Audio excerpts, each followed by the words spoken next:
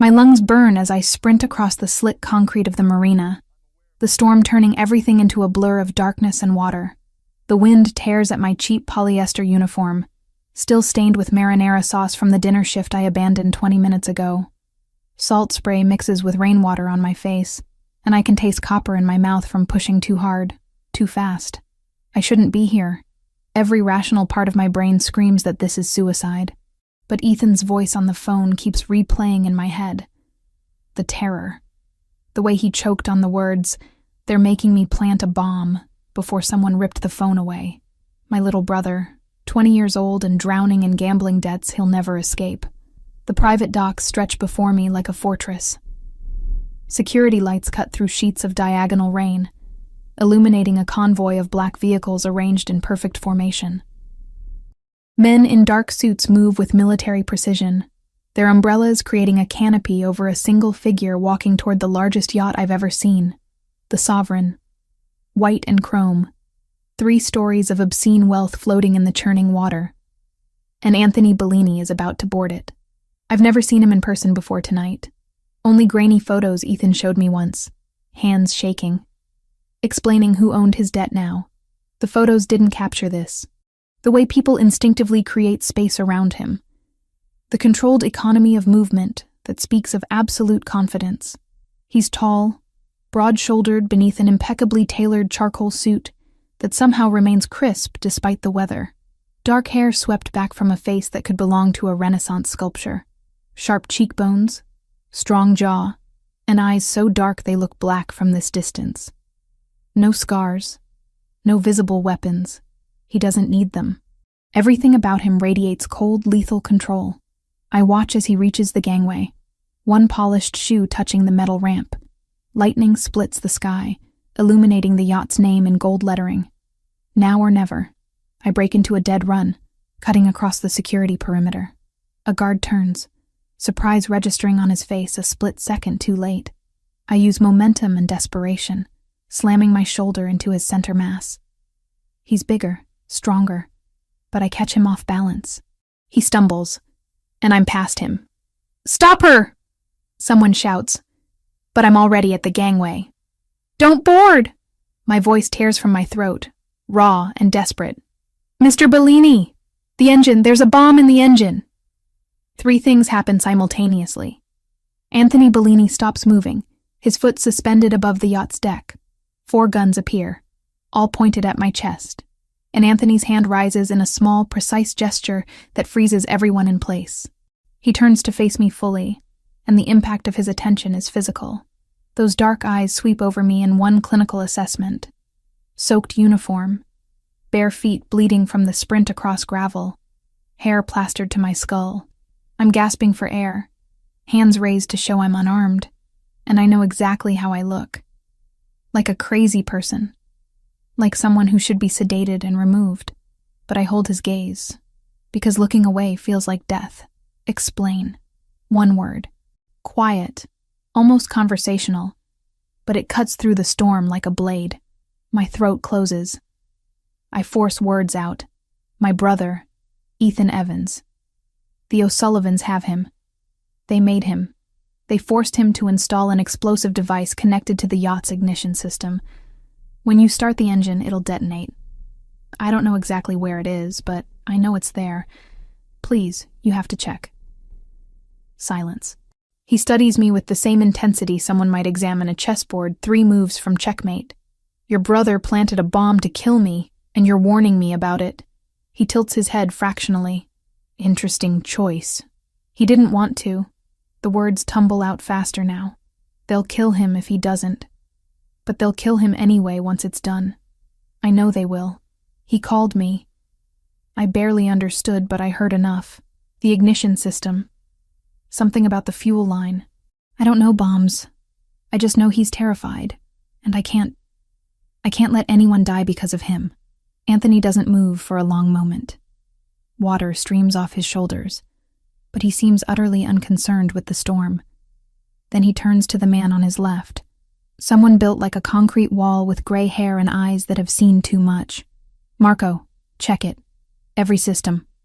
Now." Marco nods once and snaps his fingers. 3 men in tactical gear appear from one of the vehicles, moving toward the yacht with practiced efficiency. One of them has a metal detector. Another carries what looks like a portable X-ray machine. Anthony returns his attention to me, and I realize with creeping horror that he hasn't dismissed the guns. They're still trained on me, fingers resting just outside trigger guards. "What's your name?" "Kayla. Kayla Evans." "Kayla Evans." He says it slowly, tasting each syllable. "Where do you work?" The question throws me. "What?" "The uniform. It's from Marino's, the Italian place on 5th. I know the owner." His gaze drops to the name tag still pinned crookedly to my chest. "You're a server." "Waitress. Yes. I was working the dinner rush when Ethan called. And you left your shift to run here. Through a storm. To warn a man you've never met." He steps closer, and I force myself not to retreat. "Why?" "Because it's murder." My voice steadies. "Whatever my brother did, whatever debts he owes, I won't let him become a killer. And you don't deserve to die for someone else's cowardice." Something flickers in those dark eyes. Not warmth exactly. Recognition, maybe. Noble. He stops 2 feet away, close enough that I can smell his cologne beneath the rain. Cedar and something darker. Expensive.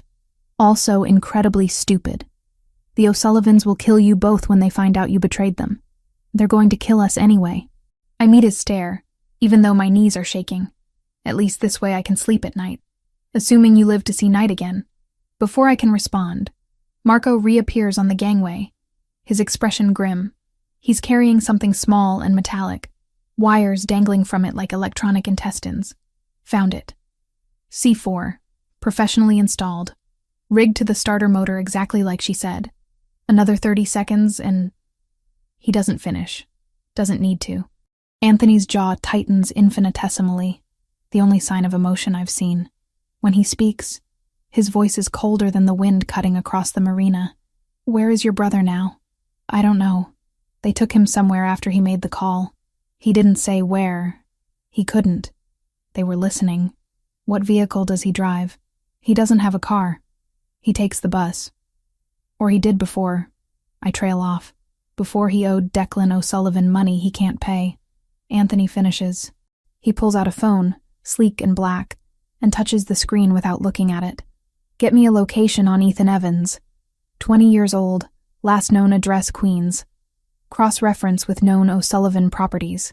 He ends the call and returns the phone to his pocket in one smooth motion. The efficiency is terrifying. "Mr. Bellini, please, whatever happens to me, Ethan didn't mean..." "Be quiet. It's not harsh. Just absolute." I close my mouth. "You saved my life tonight, Kayla Evans. Whether you meant to or not, whether it was for your brother's soul or your own conscience, you saved my life. That creates a debt. I don't want money." "I know. That's why you interest me." He studies me again, and this time there's calculation behind the assessment. "The O'Sullivans will come for both of you.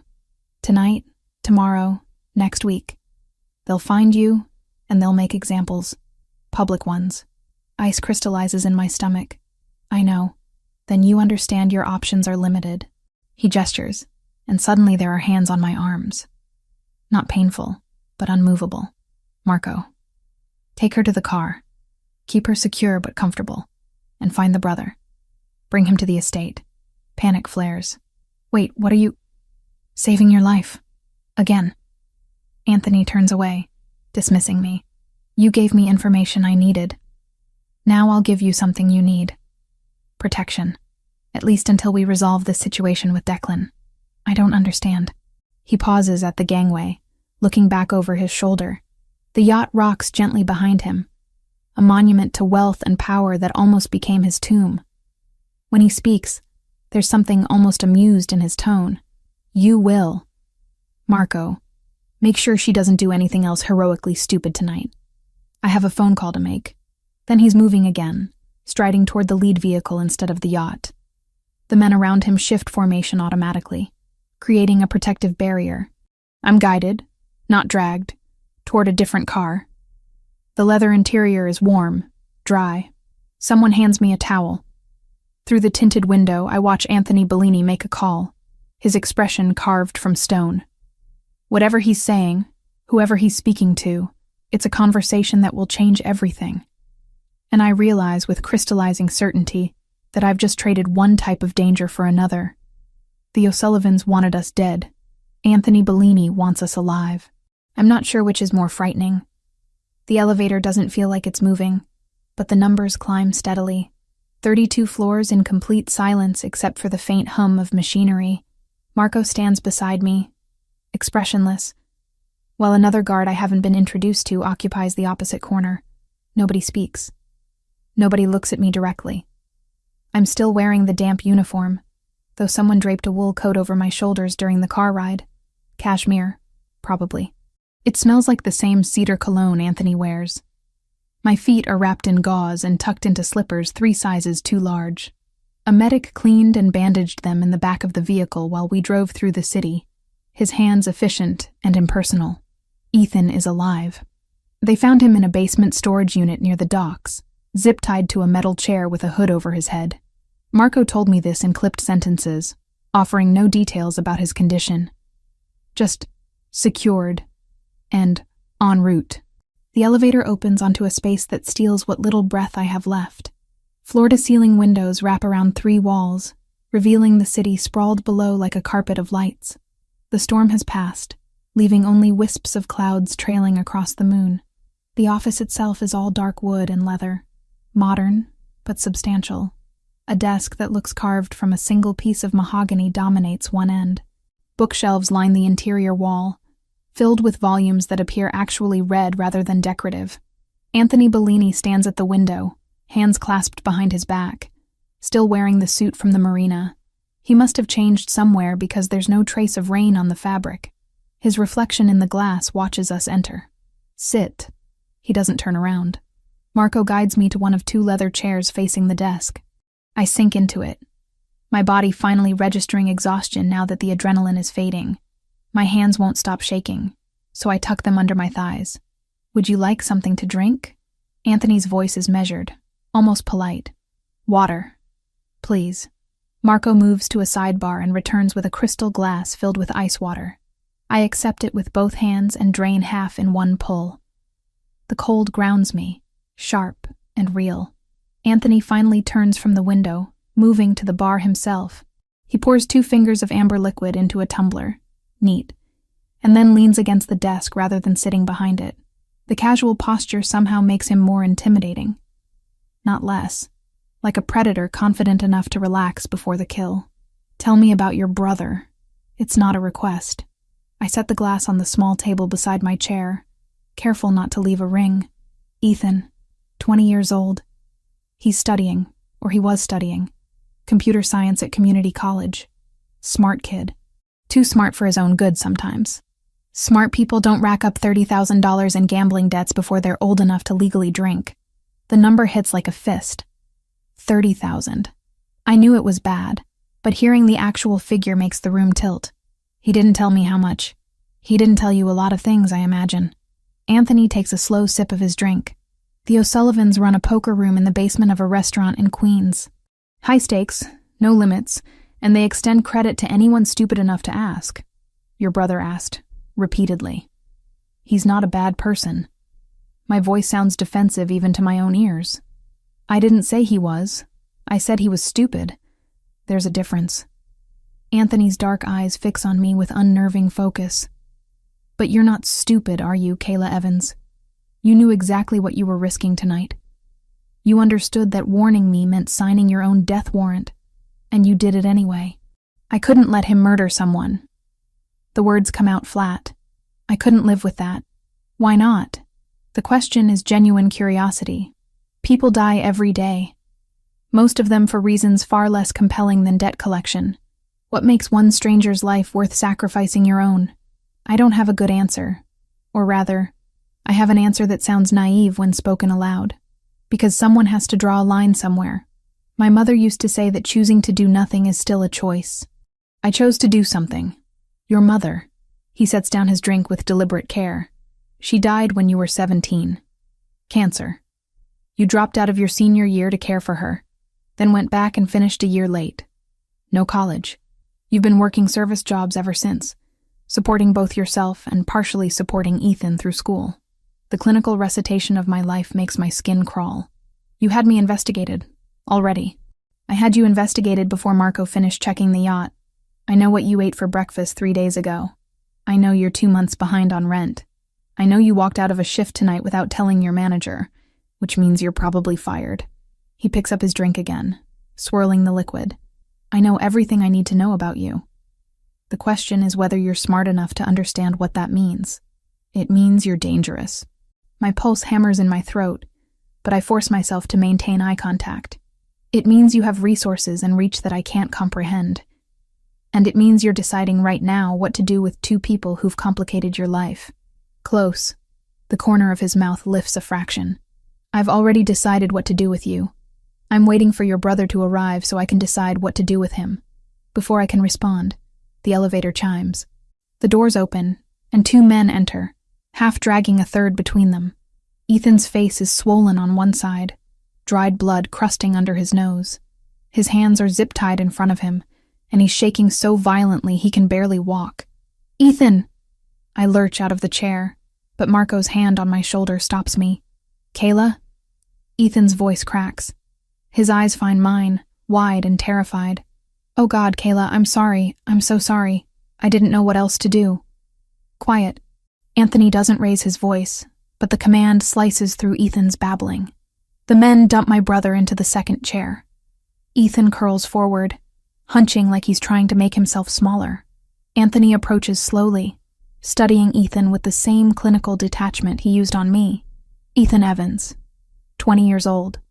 Computer science major with a gambling problem and no survival instinct. He circles the chair. You took money from Declan O'Sullivan, $30,000 over 6 months. You lost it playing poker with men who've been playing since before you were born. And when Declan called in the debt, you agreed to commit murder rather than face the consequences. They said they'd kill me. Ethan's voice is barely audible. They showed me pictures of what they do to people who don't pay. I saw what they did to this guy. His fingers were, I don't care what they showed you. Anthony's tone doesn't change, but ice crystallizes in each word. You put a bomb on my yacht. My yacht. Do you understand how spectacularly foolish that was? Ethan stares at his bound hands, tears streaming down his face. Anthony returns to the desk, picking up his drink. Your sister saved both our lives tonight.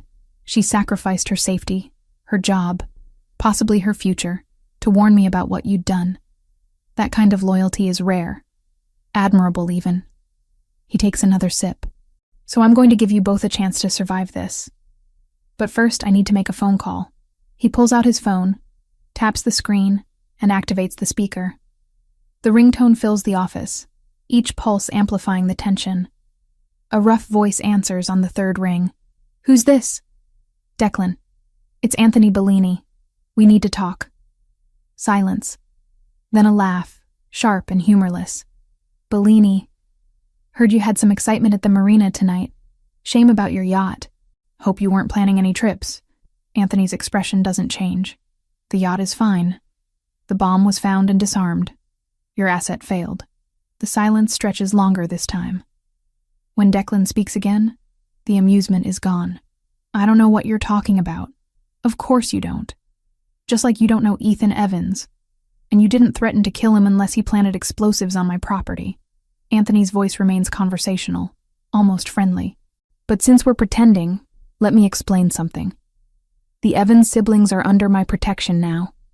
Their debt to you has been purchased by me, along with any claims you might have on their lives or services. You can't just, I already did. The money will be transferred to your account within the hour. $30,000, plus interest at your usual rate. Consider it a business transaction. He pauses, letting the words sink in. But understand this, Declan. If you or anyone associated with you approaches either Kayla or Ethan Evans, if you so much as look in their direction, I will consider it a declaration of war against my family. And we both know how that ends. You're starting a war over 2 nobodies? Declan's voice rises. Over some punk kid and his waitress sister?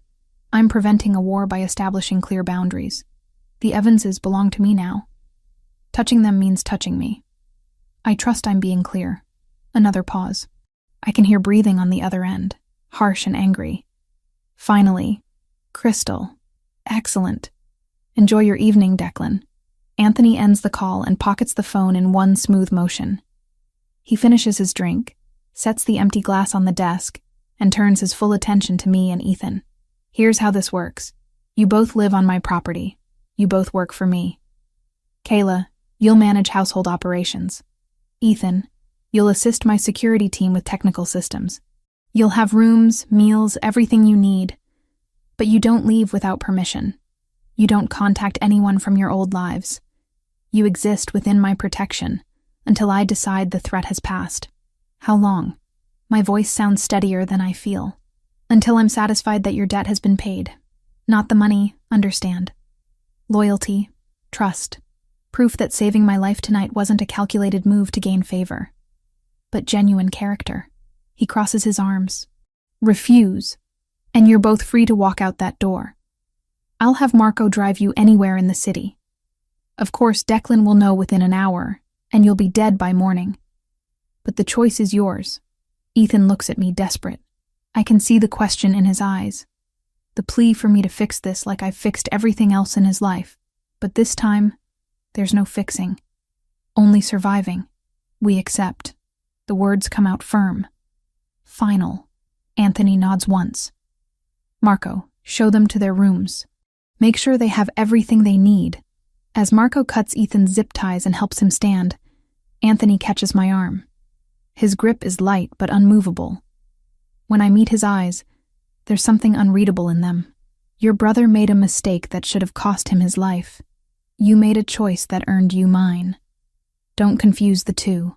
Then he releases me, and I follow Marco toward the elevator, Ethan stumbling beside me. As the doors close, I catch one last glimpse of Anthony Bellini standing alone in his office, silhouetted against the city lights. We're not prisoners exactly, but we're not free either. We're something else entirely, something I don't have a name for yet. 7 days in the Bellini mansion, and I've learned that luxury doesn't mean peace.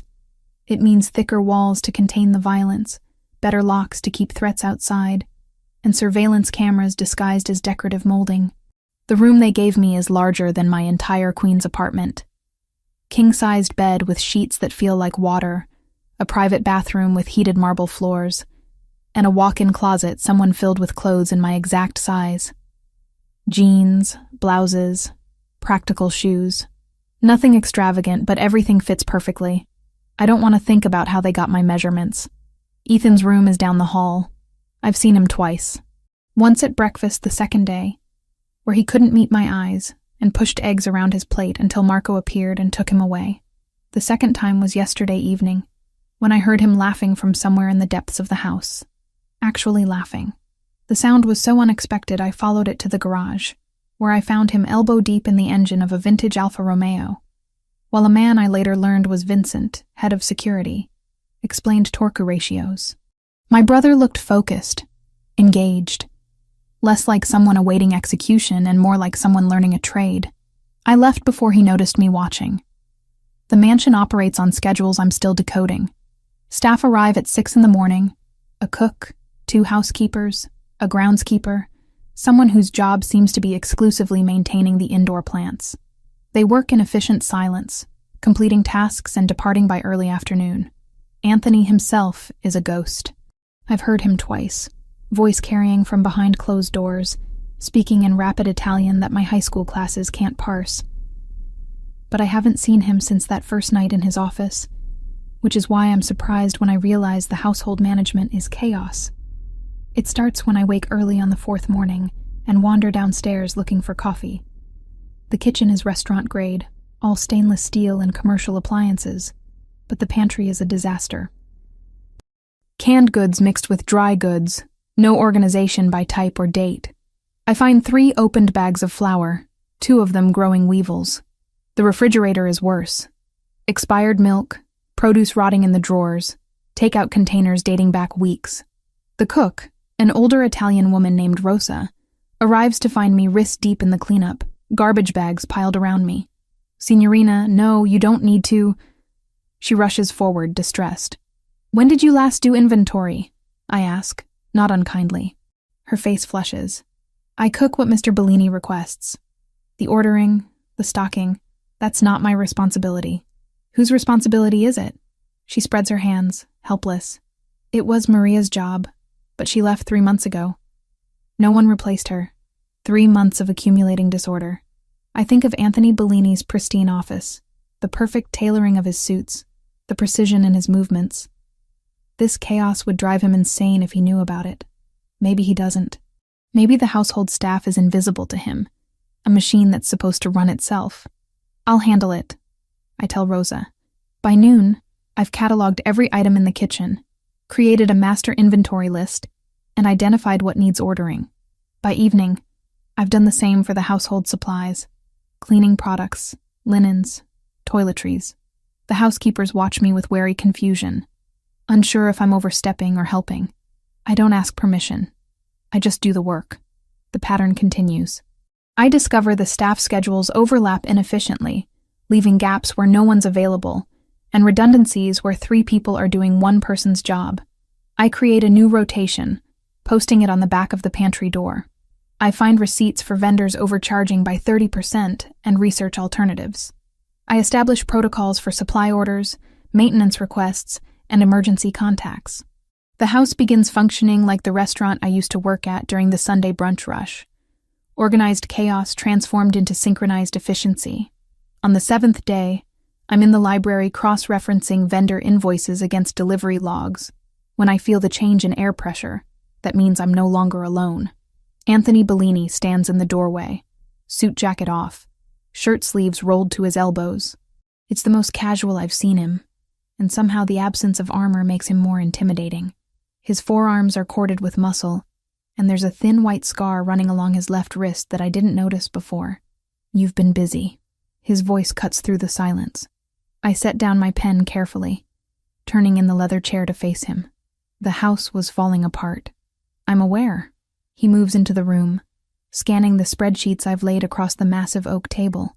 I've been meaning to hire a house manager for months. Haven't had time to vet candidates properly. You don't need a candidate, you need a system. I gesture at the documents. Your vendors were robbing you blind. Your staff schedules were a mess. And your pantry hadn't been inventoried since last spring. He picks up one of the spreadsheets, dark eyes scanning the columns. Something shifts in his expression. Not surprise exactly. Recognition. You did all this in a week. I did this in 3 days. The rest of the time I've been refining it. I stand, moving to the table to point at specific entries. You were paying 32% over market rate for produce. I found 3 suppliers willing to beat that by 15% with better quality. Your housekeeping service was charging for 5 hours daily, but only working 3. I renegotiated to hourly instead of flat rate. And your security system monitoring subscription was auto-renewing at the promotional rate that expired 2 years ago. Anthony sets down the spreadsheet, studying me instead of the numbers. You could have stayed in your room, read books, watched television, pretended to be a guest. I don't know how to be a guest. The words come out sharper than intended. I know how to work, so I worked. Managing a household isn't payment for protection, Kayla. No, it's proof that I'm useful. That keeping me here is an investment, not charity. I meet his gaze directly. You said the debt would be paid through loyalty and trust. I'm paying it the only way I know how. For a long moment, neither of us speaks. The library feels smaller suddenly. The air charged with something I can't name. Anthony's jaw tightens fractionally, and I watch the muscle jump beneath the skin. Tomorrow you'll meet with my accountant, he says finally. Show him what you've found. He'll implement the changes with proper authority. It's acknowledgement. Approval, even. I nod once. The sound of shattering glass explodes from the front of the house. Anthony moves before the echo fades, his entire body shifting from relaxed to lethal in the span of a heartbeat. He's through the library door and down the hall before I process what happened.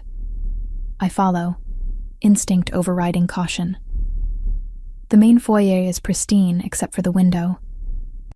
One of the tall leaded glass panels that frame the entrance is destroyed, fragments scattered across marble tile. In the center of the destruction sits a brick, gray and unremarkable except for the paper wrapped around it and secured with twine. Marco appears from nowhere, gun drawn, barking orders into a radio. 2 other security personnel materialize, sweeping the perimeter. Anthony stands perfectly still, staring at the brick with an expression I recognize from the marina. Cold, calculating fury. He crouches, picking up the brick with careful hands. The paper unrolls as he removes the twine. Even from 10 feet away, I can read the message scrawled in black marker. Bought the debt, not the grudge. Watch your back, Bellini. Sweep the grounds, Anthony says quietly. Check all cameras for the past hour. Find who did this. Marco holsters his weapon. They're sending a message, testing boundaries. They violated my home. Each word is precisely enunciated, devoid of inflection. That's not a test. That's a declaration. His eyes find mine across the foyer, and something in his expression makes my stomach drop. Not fear directed at me. Fear for me. Take her to the safe room, he tells Marco. I don't need... now. The word is absolute. Final. Marco's hand on my elbow is gentle but unyielding. He guides me toward a section of wall that slides open to reveal a reinforced door with a biometric lock. The room beyond is windowless, furnished with monitors showing every angle of the property. Wait here, Marco says. Don't open this door for anyone except Mr. Bellini or myself. Understood? I nod numbly. The door seals with a hydraulic hiss, and I'm alone with the screens and my racing thoughts. The O'Sullivans aren't backing down. They took Anthony's money but kept the threat. And now they've proven they can reach past his defenses, get close enough to damage property, close enough to hurt the people inside, close enough to hurt me. I watch the monitors as security fans across the grounds, methodical and professional. I watch Anthony in the foyer, still holding the brick, his jaw set in a way that promises retribution. I watch Ethan being escorted from the garage to another secure location, his face pale but composed. We thought accepting Anthony's protection meant safety, but all it did was paint targets on our backs in a war we don't understand and can't fight. 20 minutes pass before the safe room door opens. Anthony enters alone, and the space immediately feels smaller. He doesn't speak, just stands with his back against the wall, arms crossed. They didn't find anyone, I say, not a question. Professional throw. Calculated trajectory to avoid cameras.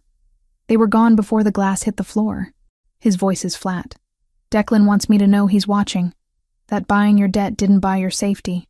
So what happens now? Anthony's dark eyes fix on mine with uncomfortable intensity. Now I make a choice. I can send you away. Different city, new identities, enough money to start over. You'd be free of me and free of Declan. 50-50 chance you survive 6 months before someone tracks you down. Or you stay here, closer than before, under constant protection, until I eliminate the threat permanently. He pushes off the wall, closing the distance between us. Keeping you here makes you a target. Sending you away makes you prey. Either option could get you killed. But at least here, I control the variables. You're asking me to trust you with my life. My voice doesn't waver. I'm telling you that you already did. The moment you ran across that marina, his hand rises, and for a second I think he might touch my face. Instead, he points at the monitors. This is my world, Kayla. Violence and strategy and calculated risks. You saved me from becoming a casualty. Let me return the favor by keeping you from becoming one. I look at the screens, at the mansion that's become both sanctuary and prison, at the man whose protection is the only barrier between me and death. I stay, I say. Anthony nods once, something like satisfaction crossing his features. Good. Then we prepare for war. The dress hangs in my closet like an accusation, deep burgundy silk that catches light and transforms it into liquid fire. I've been staring at it for 10 minutes, and it still doesn't feel real. Mr. Bellini requires your presence at the museum gala tonight. Marco delivered the message this morning with his usual economy of words. 7 o'clock. A stylist will arrive at 4 to assist with preparations. I didn't ask why. In the 2 weeks since the brick shattered our illusion of safety, I've learned that Anthony Bellini doesn't explain strategy to the pieces on his chessboard. He simply moves them. The stylist turns out to be a woman named Julia, small and severe, who takes one look at me and sighs like I've personally offended her. She spends 3 hours transforming me into someone I don't recognize. Hair swept into an elegant twist, makeup applied with precision that emphasizes cheekbones I didn't know I had, nails shaped and polished in neutral rose. When she finally allows me to put on the dress, I understand why she chose it. The color makes my hazel eyes look amber in certain light. The cut is deceptively simple, sleeveless with a high neckline, but it fits like it was sewn onto my body. The silk moves when I breathe, whispering against skin I've spent 23 years ignoring. The jewelry. Julia produces a velvet box containing delicate gold pieces, thin chain necklace with a small pendant, matching bracelet, subtle earrings. Nothing ostentatious. Everything perfectly calibrated to suggest wealth without screaming it. I look like I belong in Anthony Bellini's world. That's the point, I realize. Tonight I'm not Kayla Evans, former waitress. I'm whoever he needs me to be. The door to my room opens without knocking. Anthony enters, stops, and goes completely still. He's wearing black. Suit, shirt, tie, all in varying shades of darkness that make him look like he's carved from obsidian. His hair is styled back from his face, emphasizing the sharp architecture of his features. Those dark eyes sweep over me once, comprehensive and assessing before meeting my gaze. You'll do. 2 words, utterly devoid of inflection, but I catch the fractional tightening of his jaw, the way his hands flex once before he clasps them behind his back. For Anthony Bellini, that's equivalent to a gasp. What exactly am I doing? I turn from the mirror to face him directly. Attending a charity gala. The museum is hosting a fundraiser for arts education. Very public, very visible, very safe. He moves further into the room, and I'm suddenly aware of how intimate this space is. My bedroom, my territory. Except nothing here is actually mine. Declan O'Sullivan will be there. He sits on the museum's board of directors. Understanding crystallizes cold and sharp. You're using me as bait. I'm establishing that you're under my protection in a setting where violence would be inconvenient for everyone involved. He stops 3 feet away. Declan needs to see that threatening you means confronting me. Publicly. Where his reputation is as vulnerable as mine. There are 6 of my people on the floor, 4 more outside, and a response team within minutes, he adds, shifting fully into the cadence I have come to recognize as operational, not personal. I am not throwing you to him, Kayla. I am making sure that when he looks at you, he has to see me, and the cost of underestimating both of us. And if he doesn't care about reputation, then we'll have confirmation that he's abandoned rational strategy for revenge. Either way, I gain information. Anthony tilts his head slightly. You've been observing the security rotations. You've noticed the blind spots in the northeast corner of the property. You've watched Vincent train Ethan in defensive driving techniques. Don't pretend you haven't been preparing for exactly this kind of situation. He's right. I've been paying attention to everything, cataloging details the way I used to memorize table numbers and drink orders. Survival instinct repackaged as situational awareness. What do you need me to do? Be yourself. Watch. Listen. Tell me if you see anything unusual. His voice drops lower. You have good instincts, Kayla. You proved that at the marina. Trust them tonight. Before I can respond, he produces a small earpiece from his pocket. Communication device. Marco will be on the channel, as will 2 other security personnel positioned throughout the venue. If you feel unsafe, say the word sanctuary, and you'll be extracted immediately. I take the earpiece, fitting it into my ear. It's nearly invisible, warm from his hand. Ready? He asks. No, absolutely not. But I nod anyway. The museum is all marble columns and vaulted ceilings, transformed into a garden of lights and flowers for the evening. Hundreds of guests circulate through galleries temporarily cleared of art, replacing paintings with people wearing clothing that costs more than most cars. A string quartet plays something classical and forgettable. Waiters move like ghosts. offering champagne and hors d'oeuvres with practiced invisibility. I recognize that invisibility. I used to be one of them. Anthony's hand settles at the small of my back as we enter. Not possessive, but present, guiding me through introductions to people whose names I immediately forget. Museum directors, city officials, other men in expensive suits who shake Anthony's hand with careful respect. Their wives and dates assess me with varying degrees of curiosity and dismissal. Anthony, darling. A woman in emerald green intercepts us, air kissing near Anthony's cheeks without making contact. So glad you could make it. And who is this lovely creature? Kayla Evans. Kayla, this is Margaret Hartwell, the museum's primary benefactor. I shake her hand, matching her pressure exactly. Beautiful event, Mrs. Hartwell. Please call me Margaret. Any friend of Anthony's is always welcome. Her eyes catalog every detail of my appearance, pricing each element. That dress is stunning. Valentino? I'm not sure, I admit honestly. It was a gift. Margaret's smile sharpens with understanding. How generous. As she glides away, I catch Anthony's reflection in a nearby window. He's watching me with something approaching amusement. You're doing well, he murmurs. So quietly only I can hear. I haven't done anything. Exactly. You're not trying too hard. That's the secret to this world. Confidence and boredom in equal measure. We move deeper into the crowd. I accept champagne from a passing waiter more for something to hold than any desire to drink it. The bubbles tickle my nose, and I take a tiny sip, letting the cold liquid ground me in the moment. That's when I see him. Not Declan O'Sullivan, though I spot him later across the room, distinguished and silver-haired, holding court near a bronze sculpture. No, I see the waiter. Young, maybe 25, carrying a tray of champagne flutes. Nothing unusual about that. Except he's sweating despite the museum's climate control. Except his eyes never quite focus on any guest, always sliding away from direct contact. Except his trajectory through the crowd is deliberate, angling specifically toward where Anthony stands talking to a city councilman. I've worked enough service jobs to recognize the difference between a professional waiter and someone pretending.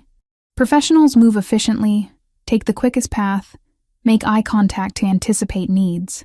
This man is doing none of those things. He's forcing himself through a script, and the effort shows in every stiff movement. My pulse kicks up. I touch Anthony's arm lightly, interrupting his conversation. Excuse me. I pitch my voice to carry polite apology. I need to borrow him for just a moment. Anthony's eyes flick to mine, reading the tension in my face. He excuses himself smoothly and allows me to guide him 2 steps away. The waiter with the champagne tray, coming from your left. Don't look directly at him. I keep my voice low, casual, like we're discussing the art on the walls. Describe him. Mid-20s, dark hair, white jacket, black tie, carrying 8 flutes moving toward you. He's nervous, wrong kind of nervous, and he keeps checking his watch like he's on a schedule. Anthony's jaw tightens microscopically. Marco. Northwest corner, waiter with champagne. Flag him. The response through the earpiece is immediate. Copy. The waiter is 10 feet away now. 8 feet. He's going to walk directly past us, offer the tray, and whatever is in those glasses will end up in Anthony's hand. I don't think. I just move. My heel catches on absolutely nothing, and I stumble forward with a small cry of surprise. My hand shoots out for balance, connecting with the waiter's elbow. The tray tilts. 8 champagne flutes tumble in slow motion, crystal shattering against marble in a cascade of glass and golden liquid. Oh God, I'm so sorry, I gasp, loud enough for nearby guests to turn and stare. I don't know what happened. The waiter's face goes white, then gray. His eyes dart to the exit, to Anthony. Back to the exit. Fight or flight wore across his features. He chooses flight. He drops the tray completely and bolts, pushing through startled guests. Marco materializes from the crowd, moving to intercept, but the waiter has a head start and desperation on his side. He crashes through a service door and disappears. Anthony's hand catches my waist, steadying me against him. His other hand rises to cup my elbow. the picture of concern for anyone watching. But his voice, low and private against my ear, carries something else entirely. Good eyes, Kayla. The words send electricity down my spine. Not praise exactly. Recognition. Acknowledgement that I saw something his trained security missed. That my instincts were correct. That I just prevented whatever poison or drug was in those glasses from reaching him. Are you all right? He doesn't move away. And neither do I. We're pressed together in a way that looks protective from the outside, but feels like something else entirely. Heat radiates from him through the thin silk of my dress. I'm fine. Just clumsy. My voice sounds breathless. You've never been clumsy a day in your life. His thumb traces small circles against my waist. Whether conscious or unconscious, I can't tell. Marco. Status? Lost him in the parking structure. Sweeping now. Vehicle descriptions being collected. Anthony's expression doesn't change, but I feel the tension coiling through his body. Secure the perimeter. I want to know who he is by midnight. Guests are beginning to lose interest in the disturbance. Conversations resuming at normal volume. A museum staff member appears with a dustpan, efficiently clearing the broken glass. We should leave. I say quietly. No. Anthony's hand slides from my waist to the small of my back, anchoring me. We stay exactly as long as planned. Leaving early shows fear. We don't give Declan that satisfaction. So we stay. We circulate through galleries, admiring paintings I don't see and sculpture I don't process. Anthony introduces me to more people whose names evaporate the moment they're spoken. But through it all, his hand never leaves the small of my back. That constant pressure, warm and possessive, tethering me to him. And across the room, Declan O'Sullivan watches us with eyes like chips of ice, his expression revealing nothing but his stillness, revealing everything. The message has been sent and received. I'm Anthony Bellini's now, in whatever capacity that means. And tonight, in a room full of witnesses, I proved I'm more than decorative protection. I'm an asset. The question is whether that makes me safer, or just paints the target brighter. The bunker smells like filtered air and expensive electronics.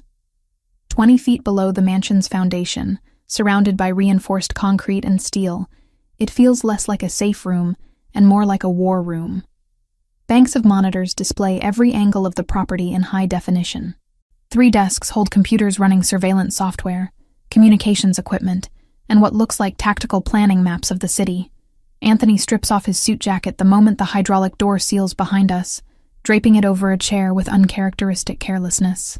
He loosens his tie, rolls his sleeves to his elbows, and I'm struck by how much more dangerous he looks when the polish comes off. The controlled violence beneath the expensive tailoring becomes visible in the tension of his shoulders, the precise movements of his hands as he activates systems and pulls up screens. Marco. Status. His voice echoes slightly in the confined space. The response through the speakers is immediate. Perimeter secure. Thermal imaging shows no hostiles within 500 yards. Drone surveillance active. The waiter's vehicle was abandoned 3 blocks from the museum. Stolen plates, wiped clean. We're running facial recognition, but he knew how to avoid the cameras. Keep me updated every 15 minutes. Anthony cuts the connection and turns to the center desk, where surveillance photos are spread in overlapping layers. Faces, locations, timestamps. A map of Declan O'Sullivan's known world. I'm still wearing the burgundy dress, the silk feeling absurd in this utilitarian space. I slip off the heels, the cold floor shocking against my bare feet. The physical discomfort helps me focus. You should sit. Anthony doesn't look up from the photos, but he gestures toward a leather chair designed for long shifts monitoring screens. I've been sitting for 3 hours at that gala, smiling at people who think I'm your latest acquisition.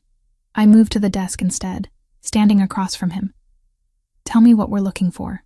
His eyes lift, dark and assessing. For a moment, I think he'll dismiss me, send me to sit quietly while he works. Instead, he slides half the photos toward me. Declan's operation is cellular. He doesn't keep all his assets in one location.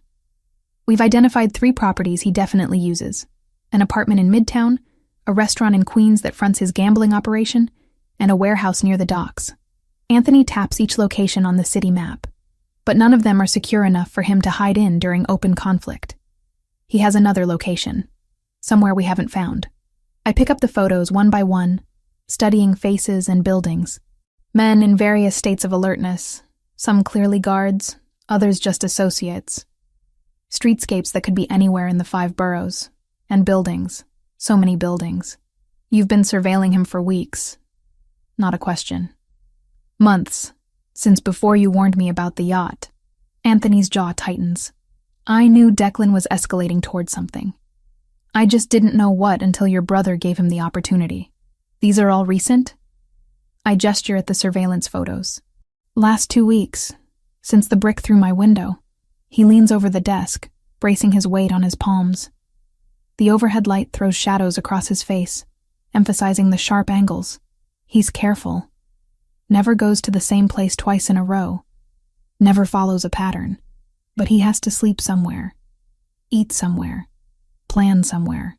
I spread the photos wider, looking for connections. My years waitressing taught me to recognize patterns in chaos, to track multiple tables and predict which customer would need their check before they asked. This is similar. Different scale, lethal consequences, but the same fundamental skill, observation. This one. I pull a photo from the stack. An old industrial building, red brick darkened by decades of grime. The windows are boarded, graffiti covers the lower walls, and a rusted chain-link fence surrounds the property. Where is this? Anthony glances at it. Red Hook. Old fish cannery. Been abandoned for 15 years. We checked it. Structurally unsound, first floor flooded from storm damage. Not viable as a base. I turn the photo, studying the details. The fence, the padlock securing the gate, and there, barely visible in the grainy image, a small detail that sends recognition shooting through my memory. The padlock is new.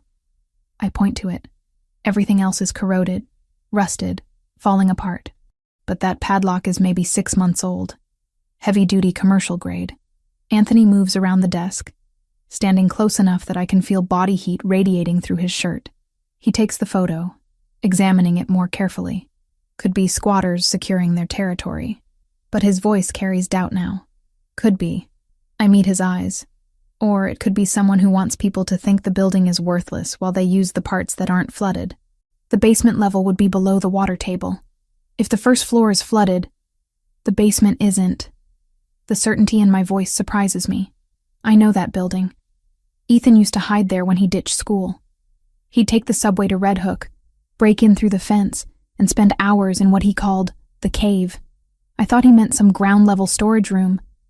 But if the first floor is flooded now, and he was going there 3 years ago, understanding flashes across Anthony's face. The basement is sealed. Concrete sump system, probably built when they were processing fish and needed refrigeration below grade. The flooding is on the main level, but the foundation stays dry. Ethan said nobody ever checked it because from outside it looks destroyed. Perfect place to hide if you want to be overlooked. Anthony sets the photo down carefully, his hands flattening against the desk. He's silent for a long moment, processing the information. When he looks at me, there's something different in his expression. Not gratitude, exactly. Respect. Urban intelligence. His voice is quiet. You know the city the way my security team never will. They see threats and assets. You see details. The kind that come from actually living here, scraping by, paying attention because your survival depended on it. I'm not doing anything special, just remembering. Memory is a weapon, Kayla. One of the most dangerous. He's closer now. Close enough that I have to tilt my head slightly to maintain eye contact. You've given me what 3 weeks of professional surveillance couldn't. A location worth investigating. It might be nothing. Just an old building where my brother used to smoke weed and avoid algebra. Or it's exactly where Declan thinks he's invisible. Anthony's hand rises, and this time he doesn't stop himself. His fingers brush my jaw, tilting my face toward the light. You're wasted serving tables. You're wasted organizing my house. That mind should be doing more. The touch sends electricity across my skin. I should step back. Maintain professional distance. Remember that I'm here because of debt and necessity, not choice. But I don't move. Neither does he. What are you doing? My voice comes out softer than intended, reconsidering several assumptions. His thumb traces along my cheekbone, feather-light. I thought keeping you close was about protection, making sure the O'Sullivans couldn't use you against me. But it's become something else. What? Partnership.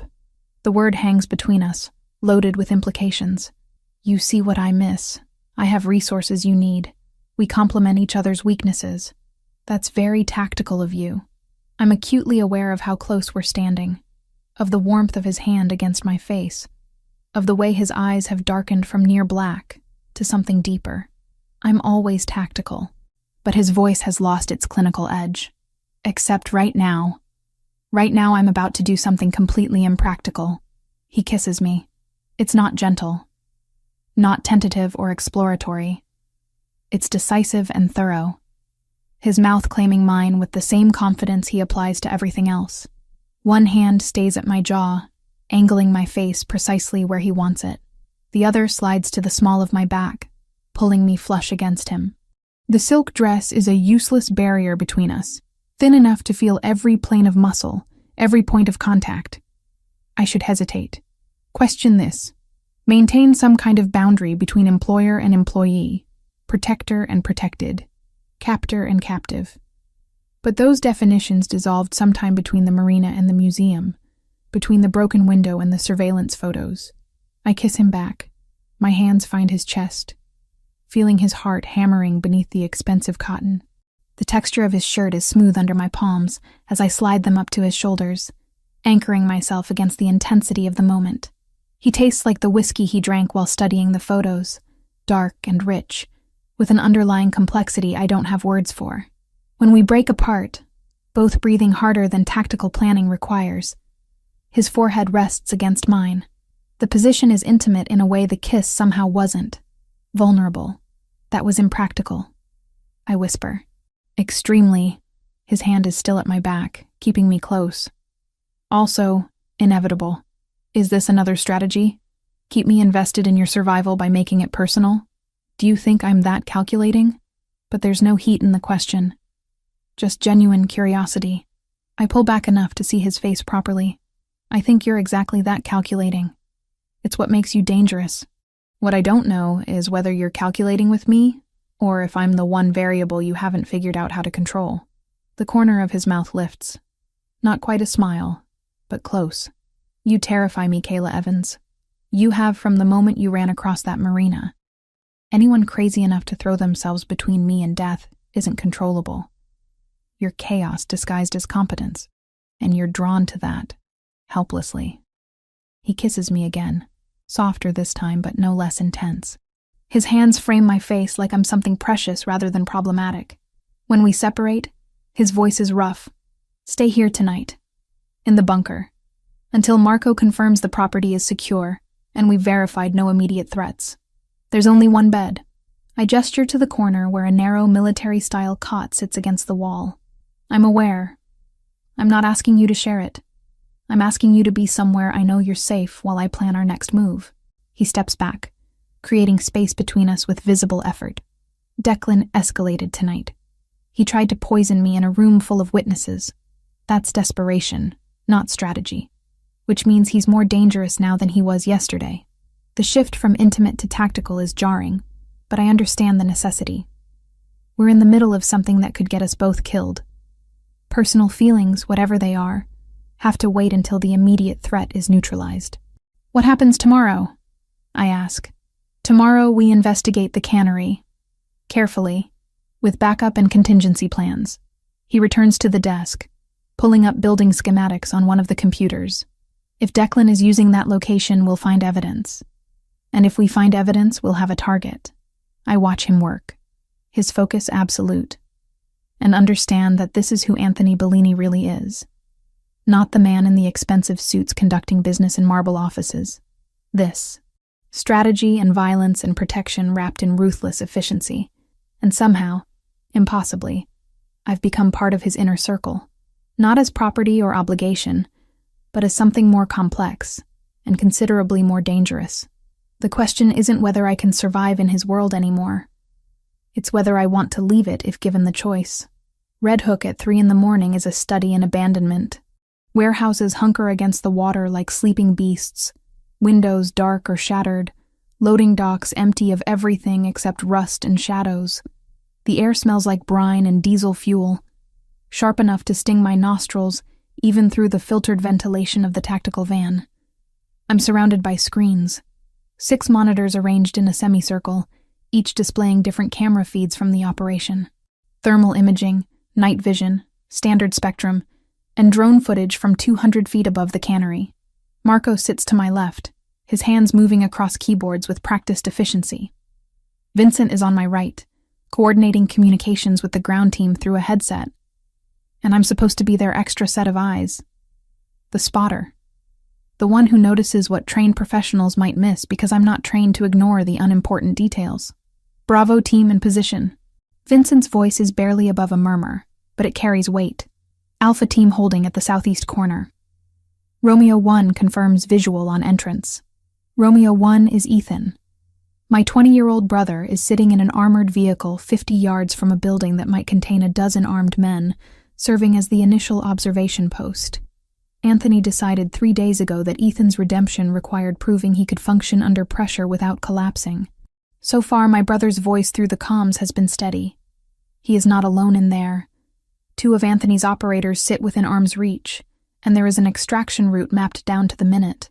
Anthony might be ruthless, but he does not waste assets, especially not ones I care about. I've got movement in the northeast window, 2nd floor. Looks like someone just passed by with a flashlight. Ethan's words are measured, careful. Confirming signs of occupation. Copy that, Romeo 1. Anthony's voice cuts through the channel, calm and absolute. Alpha team, advance to position 2.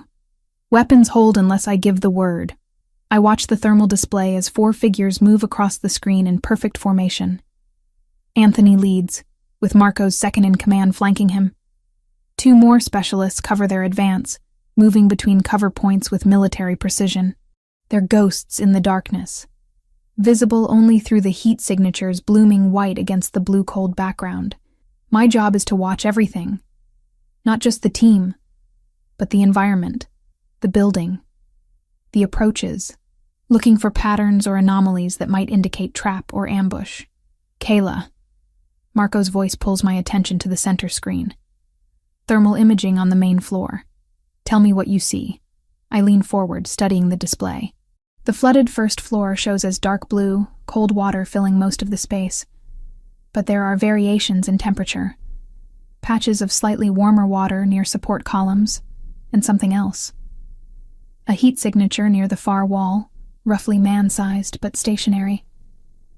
Could be a person holding position, I say slowly. Or could be residual heat from machinery. Hard to tell without movement. Good. Keep watching it. If it moves, I want to know immediately. The operation unfolds in careful increments. Alpha team reaches the exterior wall. Someone produces a fiber optic camera, feeding it through a crack in the boarded window. The feed appears on my screens, showing the interior of the cannery in grainy green night vision. Empty. Or apparently empty. Just water reflecting the camera light, support beams rising like ribs from the flood, and debris floating in gentle currents.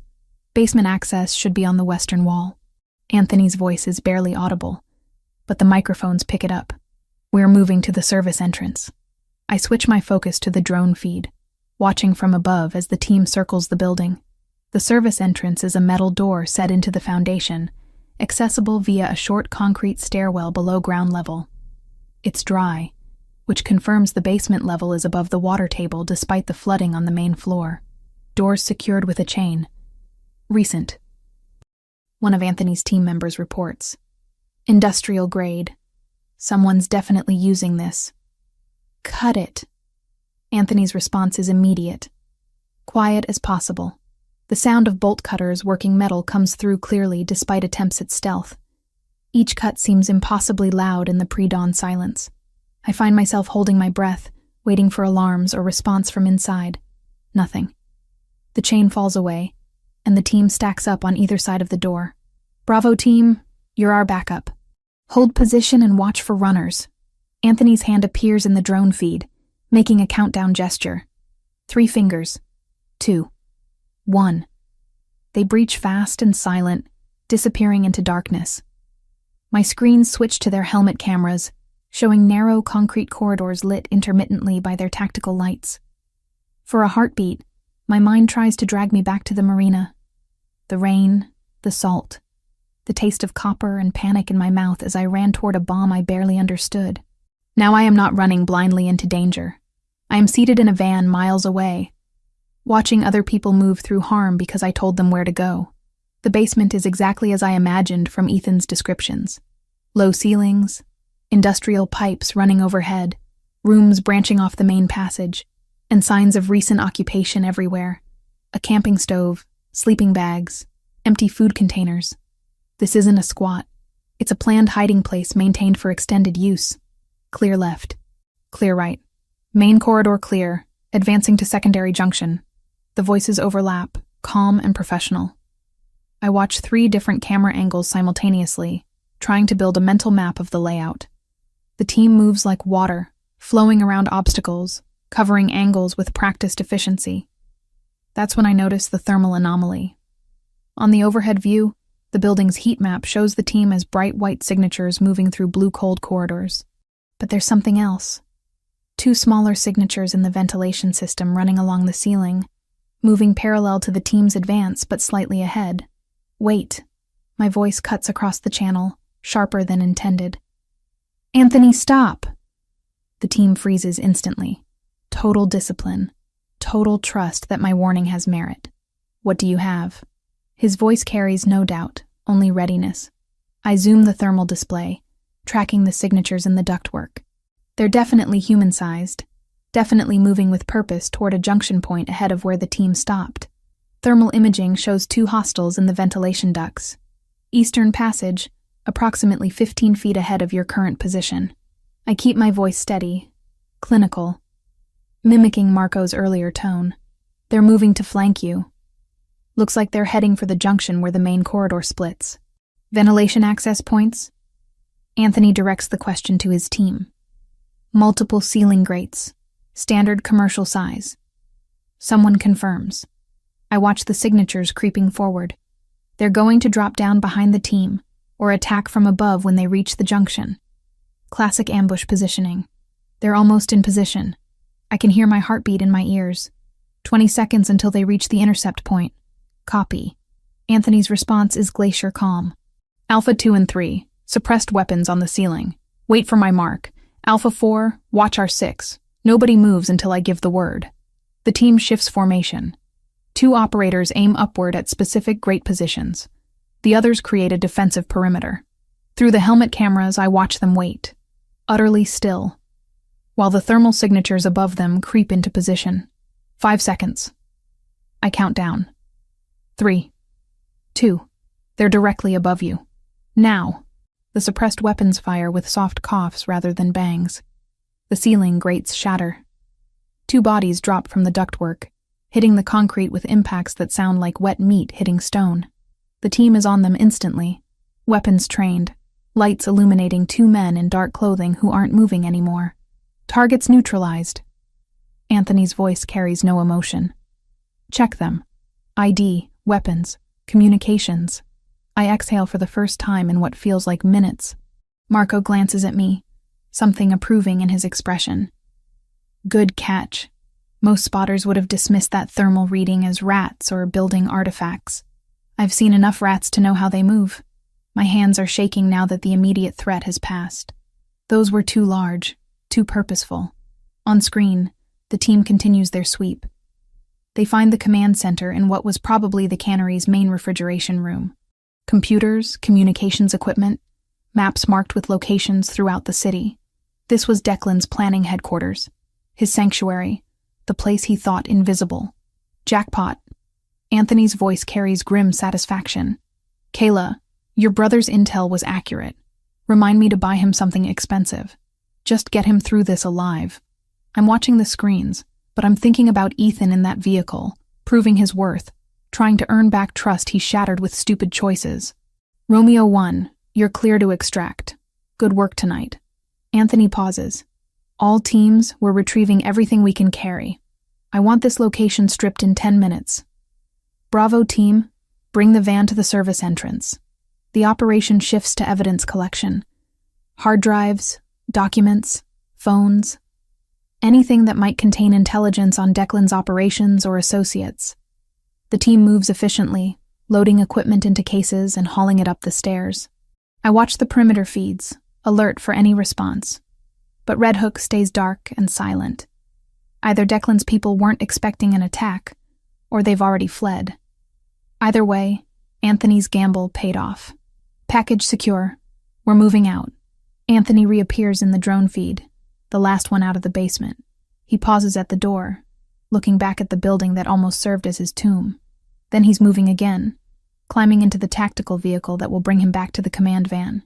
Back to me.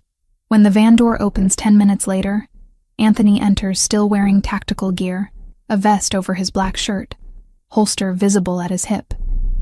His face is smudged with dust, his hair disrupted from the helmet. He's never looked more dangerous or more alive. His eyes find mine across the equipment. Your information. Your observation.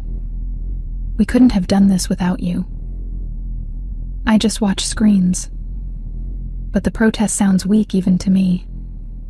You saw what we missed. That's worth more than 6 more guns. He moves to the monitor bank, studying the replayed footage of the thermal detection.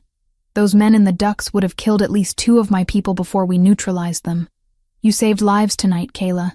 The weight of it settles over me. Not just abstract strategy anymore. Actual lives. People who go home to families because I noticed a thermal signature and trusted my instinct. Vincent claps me on the shoulder once. Welcome to the team, spotter. Marco nods agreement. Even the tactical operators file past, offering quiet acknowledgements. I've earned something tonight. Not just Anthony's trust, but theirs. As the van pulls away from Red Hook, heading back to the mansion through empty pre-dawn streets, Anthony sits beside me. Our shoulders touch in the confined space. His hand finds mine in the darkness between seats, squeezing once. The message is clear. We work. Together. As partners. The factory interior unfolds across 6 monitor screens, each angle revealing layers of rusted machinery and shadows that move with purpose. Anthony's team swept through the building 30 minutes ago in coordinated silence, neutralizing resistance with efficiency that would be beautiful if it weren't so lethal. 4 guards down, restrained with zip ties in the loading bay. 2 more unconscious in the eastern corridor. Declan O'Sullivan's protection dismantled piece by piece until only one room remains occupied. The main office. 2nd floor, overlooking what used to be the processing floor. Steel-framed windows that haven't been cleaned in decades. A desk that's somehow both decrepit and functional, covered in papers and technology that doesn't belong in this monument to industrial decay. And Declan O'Sullivan himself, trapped like the predator he is, suddenly realizing he's become prey. Alpha 1 entering final room. Anthony's voice through my headset is steady, clinical. The helmet camera feed shows his gloved hand pushing open the office door, weapon raised in a 2-handed grip that speaks of training far beyond what most civilians ever see. Declan stands behind the desk, hands visible but tense. He's older than his surveillance photos suggested. Silver hair disheveled, expensive shirt torn at the shoulder. Blood stains his left sleeve, though whether from injury or transfer from one of his fallen guards, I can't determine from this angle. Bellini, Declan's voice carries through the audio feed, rough with pain or rage or both. Took you long enough to find me. You made it interesting. Anthony doesn't lower his weapon. The camera view stays locked on Declan's center mass, professional and unwavering. But you were sloppy at the end. Desperate people make mistakes. I watch 3 monitors simultaneously. The main feed from Anthony's helmet, the tactical view from Marco, who's covering the door from the corridor, and the thermal imaging that shows the 2 of them as bright signatures against the cold building, alone in that room while the rest of the team secures the perimeter. Desperate. Declan laughs, sharp and bitter. I'm not the one who started a war over a waitress and her idiot brother. The words land like calculated strikes. I feel Marco glance at me in the van's close quarters, gauging my reaction. I keep my expression neutral, eyes on the screens, even as something cold and angry coils in my chest. You started this war when you put a bomb on my yacht. Anthony's voice doesn't change temperature. Everything after was just consequences finding their natural conclusion. Because of her. Declan emphasizes each word, leaning forward despite the weapon pointed at him. Because some blonde nobody stumbled into your life and turned you soft. The Anthony Bellini I knew 10 years ago would have killed them both the moment they became inconvenient. But now? Now you're playing house with civilians, pretending domesticity doesn't make you weak. The camera doesn't waver. Anthony's breathing stays controlled, measured.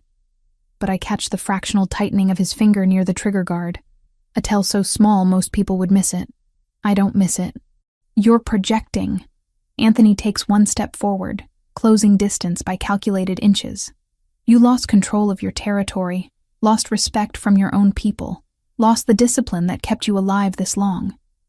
And now, you're trying to justify your failures by blaming my choices. Convenient psychology, Declan. Also incorrect. You think she makes you stronger. Declan's hands shift slightly, one dropping toward his hip in a gesture that might be unconscious adjustment, or might be something else. She's a liability, a target.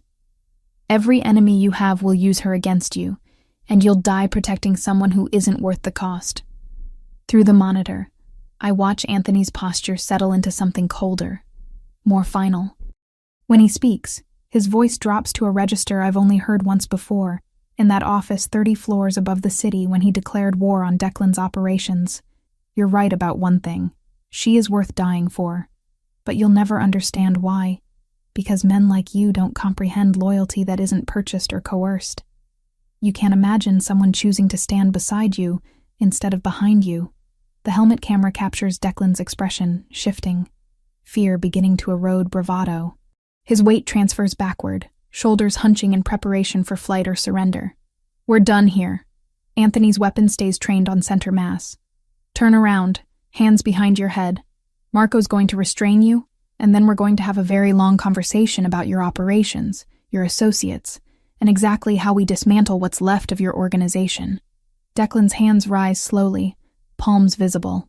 His face cycles through calculations, searching for any remaining option. He turns gradually, presenting his back to Anthony, fingers interlacing behind his skull in the universal gesture of surrender. Every instinct I've developed over 3 weeks of watching operations and learning tactical patterns screams wrong. The surrender is too smooth, too practiced.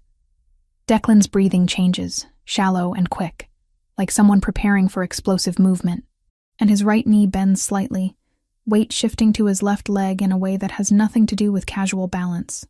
Anthony. I lean forward, hand covering the microphone to prevent feedback. Watch his legs. Something's wrong with how he's standing. On screen, Anthony's weapon doesn't move, but his head tilts fractionally. Acknowledgement without words. Marco appears in the doorway, moving to approach Declan's exposed back. The tactical protocol is clean. One person maintains weapon control, while another performs the restraint. Standard practice, safe practice. Except Declan's right hand twitches. The movement is minute, barely perceptible, but it's there. A conscious abort of larger motion, like someone reconsidering their next move. And his ankle flexes in a way that emphasizes something solid pressing against the inside of his pant leg. I've served enough cops and security personnel to recognize an ankle holster. Weapon on his right ankle. My voice cuts through the channel, sharp and urgent. Inside right leg, ankle holster. Time fractures into slow motion. Declan's hand abandons the surrender position, dropping toward his leg. His body pivots, twisting to bring the concealed weapon into firing position. A small revolver emerges from his pant leg, silver steel catching the dim light. Anthony's response is instantaneous. Not reactive. Proactive. Like he was waiting for exactly this betrayal. I saw it. His voice is utterly calm as he fires twice in rapid succession. The suppressed weapon makes sounds like sharp exhalations. Both rounds hit Declan in the shoulder and upper chest, the impact spinning him sideways. The revolver flies from nerveless fingers, clattering across the concrete floor. Declan collapses, breath wheezing, hands clutching at wounds that pump blood between his fingers. Marco is on him before he finishes falling, kicking the revolver away, pressing Declan face down against the floor. The older man gasps, struggling weakly, but the fight has left him along with dangerous amounts of blood. Medical. Marco's voice is efficient, emotionless. Gunshot trauma. Upper right quadrant. Subject is contained but needs immediate stabilization if we're keeping him alive. Anthony lowers his weapon slowly, deliberately. The helmet camera shows him staring down at Declan's prone form with an expression I can't fully read. Not satisfaction, not regret. Something colder and more complex. Secure him. Anthony turns away, holstering his weapon in one fluid motion. Vincent. Status on perimeter? Clear. No additional hostiles detected. Building is ours. Vincent's response crackles through the channel. Then we're done here. Anthony moves toward the door, pausing to look back at Declan one final time. Get him stable enough for transport. He's going to tell us everything he knows, and then he's going to disappear into a hole so deep his own mother wouldn't find him. The helmet camera cuts off as Anthony removes the gear. The remaining feeds show the team moving efficiently through post-operation protocols. Evidence collection, site sanitization, casualty management. Declan is strapped to a stretcher, still conscious but fading, while a medic works to keep him from bleeding out. They stabilize him just enough to keep him conscious, not comfortable. An improvised interrogation room takes shape around the stretcher. Medical kit balanced on a crate, plastic sheeting dragged under the metal frame. Marco's voice a low metronome of questions as he presses for names, accounts, safe houses. Declan holds out longer than I expect, and less than he probably promised himself he would. In the end, it's not mercy or a clean arrest that waits for him. Just blood loss, and the math of bad choices finally coming due on that concrete floor. 15 minutes pass before the van door opens. Anthony climbs inside, and the confined space feels smaller with his presence. He's shed the tactical vest, but blood spatters his shirt and forearms. Not his blood. Never his. He's holding a white cloth, methodically wiping red stains from his hands with movements that are almost meditative.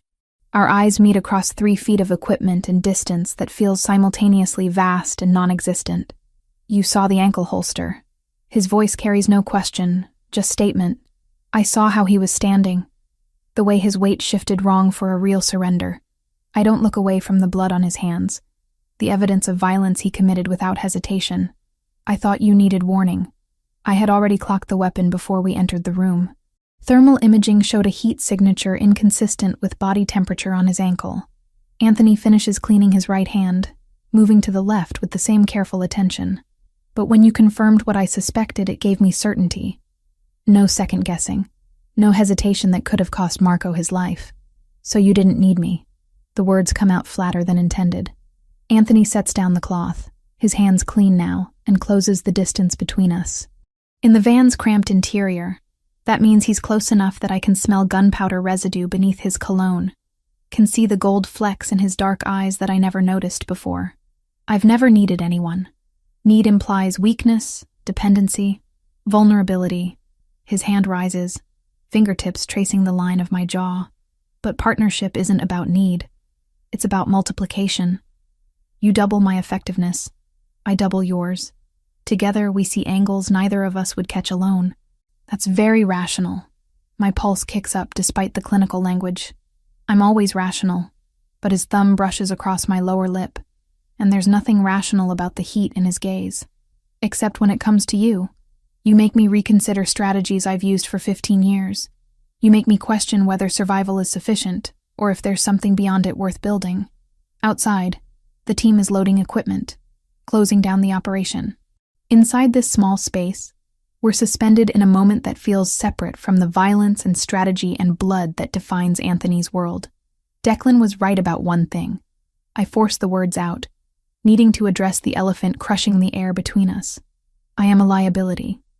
A vulnerability you didn't have before I ran across that marina. Yes, he doesn't deny it. Doesn't soften the truth. You're the weapon my enemies will try to use against me. The pressure point they'll exploit. Every tactical assessment says I should eliminate the vulnerability, send you so far away that leverage becomes impossible.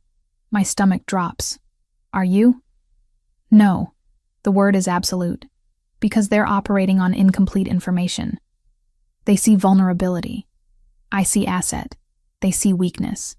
I see the person who identified a bomb, organized my household, spotted thermal signatures my professionals missed, and just saved one of my best operators' lives by trusting her instincts. His forehead rests against mine, the gesture intimate in a way that transcends the physical. We're partners now, Kayla Evans, in strategy and protection and whatever else this becomes. Declan is neutralized. His organization will collapse within days. And when the dust settles, you and I are going to decide what we're building in the space where threats used to be. I should question this. Demand clarity about exactly what partnership means in Anthony Bellini's world. But his lips find mine, and the kiss tastes like promises written in blood and certainty forged in fire. And I realize I already made my choice weeks ago. Everything after is just learning to live with the consequences.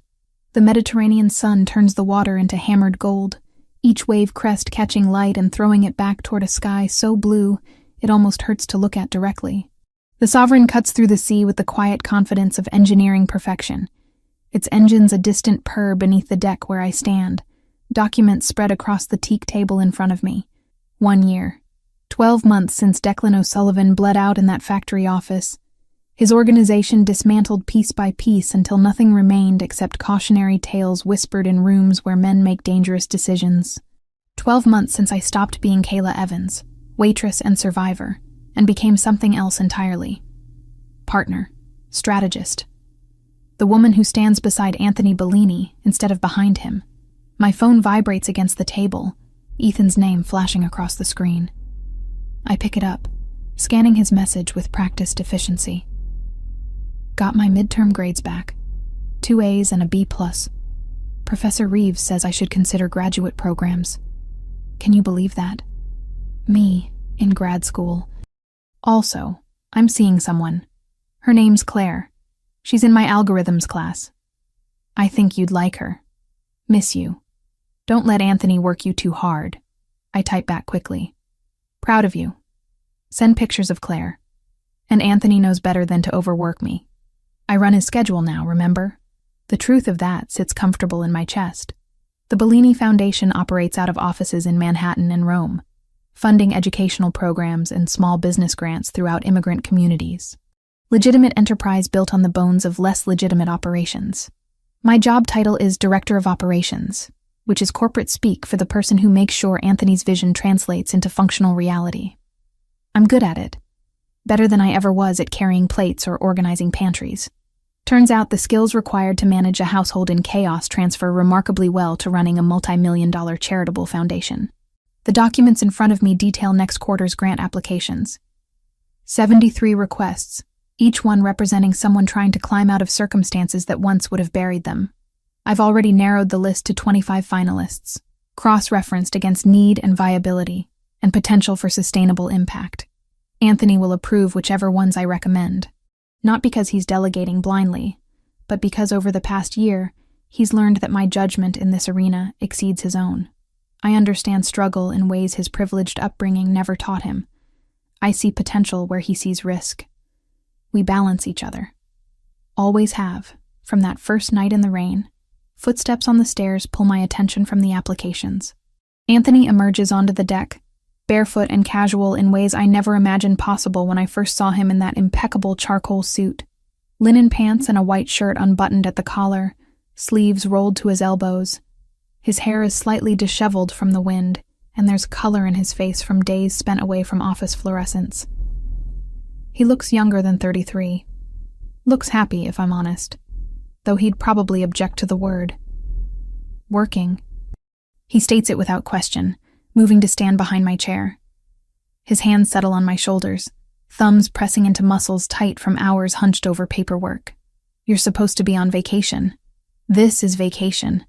I'm reviewing grants on a yacht in the Mediterranean instead of in a Manhattan office. I lean back into his touch, feeling tension dissolve under expert pressure. Besides, you were on a conference call until 20 minutes ago. Neither of us knows how to stop working. True. His hands move from my shoulders to my arms, sliding down to encircle my waist. He pulls me back against his chest, chin resting on top of my head. But I'm trying to learn. For you. The vulnerability in those two words still catches me off guard sometimes. Anthony Bellini doesn't do vulnerability as a general rule. But with me, in private moments like this, he lets the armor drop enough that I glimpse the man beneath the careful construction. Ethan got his grades. I tilt my head back to look up at him. 2 A's and a B+. He's thinking about graduate school. Something soft crosses Anthony's expression. Pride, maybe.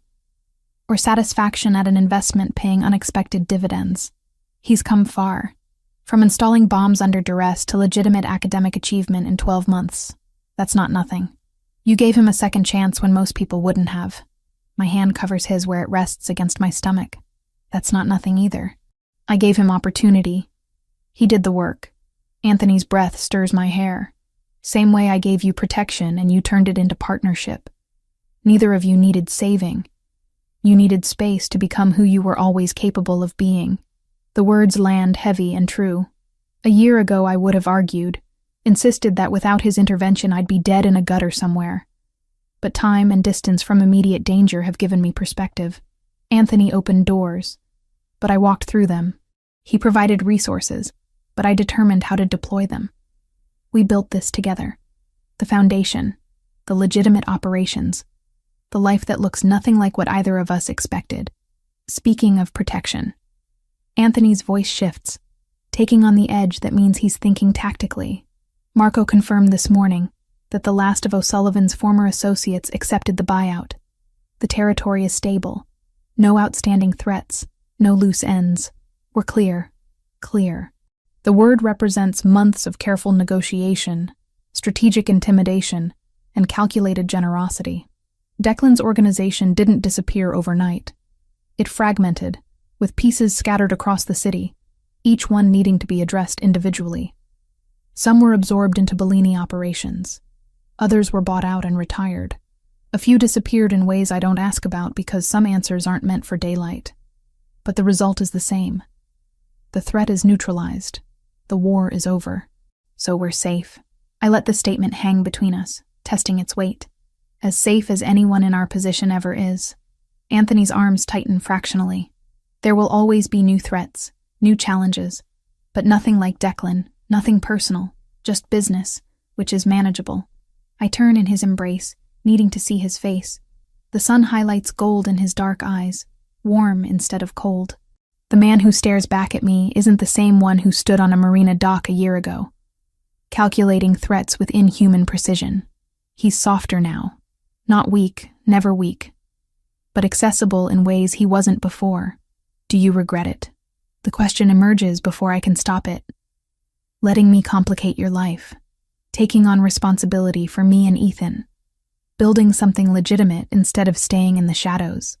Anthony's hand rises to cut my face, thumb tracing my cheekbone. I regret nothing. You forced me to evolve beyond simple survival.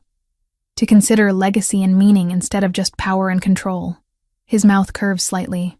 Also, you're the best thing that's ever happened to me, though I'll deny saying that if you tell anyone.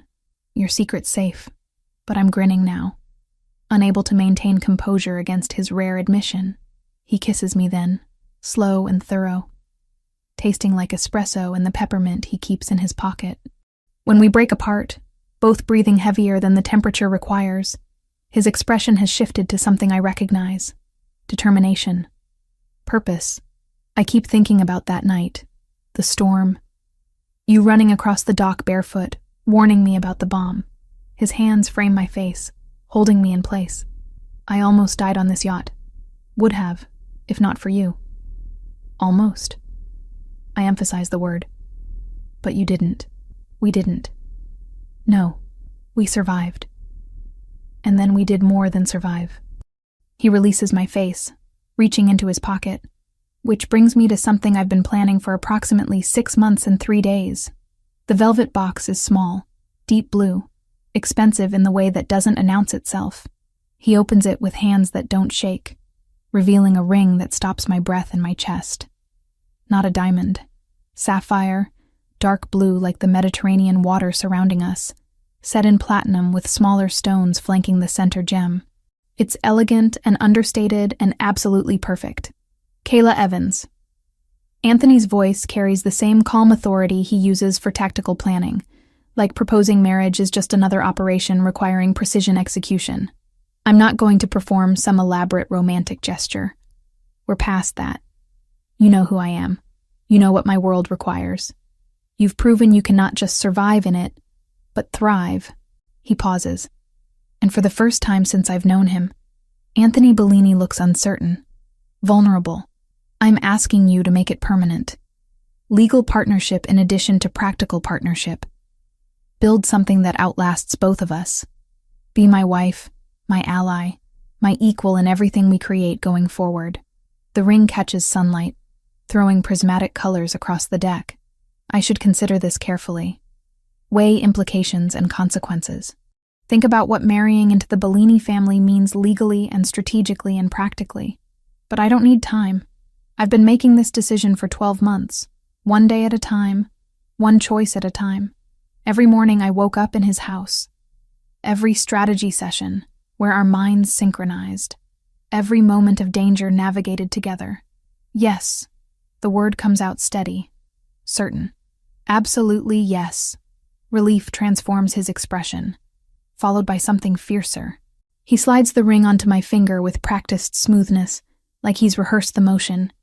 It fits perfectly because of course it does. Anthony Bellini doesn't execute plans without accounting for every variable. This isn't payment for saving my life. His thumb traces the ring on my hand. It's not obligation or strategy or convenience. It's recognition that I function better with you than without you. That what we've built together is worth protecting, worth formalizing, worth betting my future on. I know. And I do. After a year of watching Anthony operate, I understand how he thinks. This proposal isn't romantic impulse. It's calculated decision backed by evidence and experience and genuine feeling he probably doesn't have vocabulary for beyond tactical terminology. That's okay. I speak his language now. He kisses me again, and the Mediterranean sun warms my back while the ring warms my hand. And somewhere in the distance, the Sovereign's engines hum their approval. We stay on the deck until evening, planning logistics with the same focus we apply to foundation operations. Small wedding, immediate family only. Ethan will stand up with me. Marco will stand up with Anthony. Nothing extravagant, nothing public. Just legal recognition of what already exists. As the sun sets and stars begin emerging in the darkening sky, I lean against the railing, watching light dance across water. Anthony joins me, his arm around my waist, both of us silent. You realize this is the same yacht where it all started. I break the quiet finally. The Sovereign, scene of the almost crime that brought us together. I'm aware. His voice carries dry amusement. Why do you think I insisted on bringing you here? Full circle. From the place I almost died to the place where we start building what comes after. It's perfectly Anthony. Tactical and symbolic and deeply meaningful beneath layers of practical reasoning. Think you almost lost just the boat that night?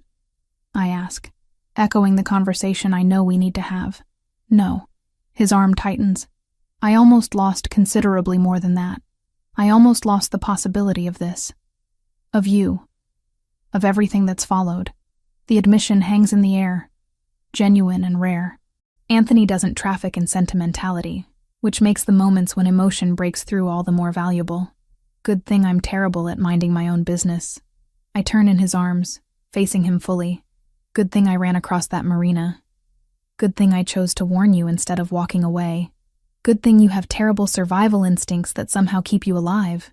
He's smiling now. Really smiling. And it transforms his entire face. Good thing I'm possessive enough to keep you anyway. We kiss as the sun finishes setting, and somewhere below deck, the crew prepares dinner. And in New York, Ethan texts his new girlfriend about his family. And in Rome, the foundation staff processes applications that will change lives. The war is over. The threats are managed. The future stretches ahead like the Mediterranean itself, vast and possibility-filled and ours to navigate together. I'm not Kayla Evans anymore, waitress and survivor. I'm becoming Kayla Bellini, partner, strategist, wife. The woman who saved a mafia boss and ended up saving herself in the process. The end.